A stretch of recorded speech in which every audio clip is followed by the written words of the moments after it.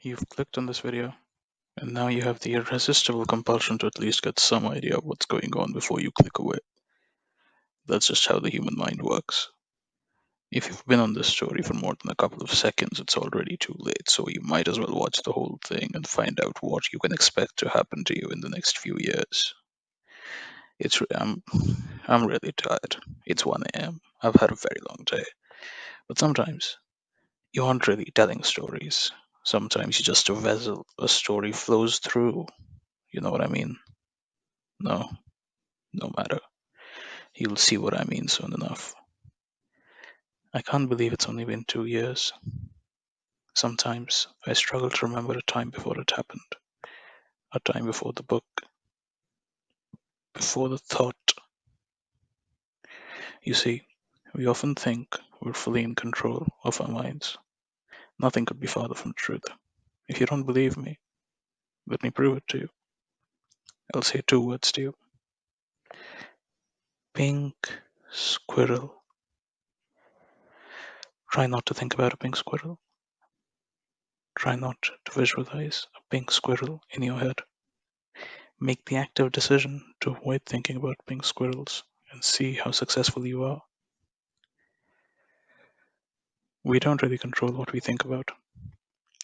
Anything can set off a train of thought, twirling wildly through your mind, irrespective of whether or not you want it to.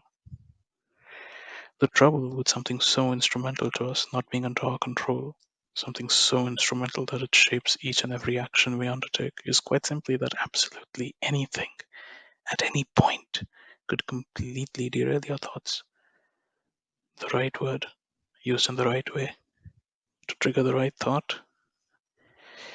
Sometimes you control your thoughts, but if you're not careful, your thoughts can control you.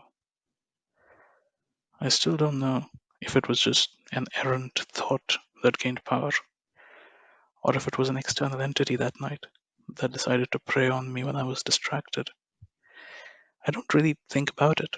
You see, I don't really have a choice in what I think about anymore. It took time for me to become aware of it.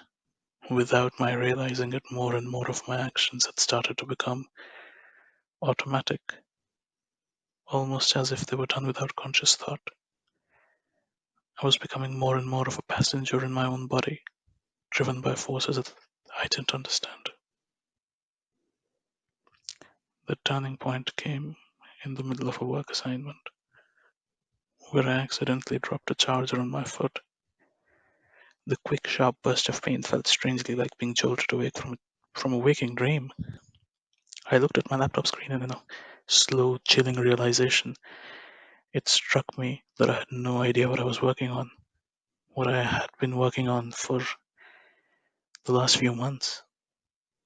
The idea that I'd lost months of my life should have freaked me out. But strangely, it didn't. I set the charger back in place and felt a dreamy lassitude overtake me as my hands started to type on the keyboard again, seemingly as of their own accord. And everything continued on. This story has several trigger words that will send you off on tangents without you even realizing it. I would advise you to be watchful of your thoughts. Or not. It doesn't really make a difference.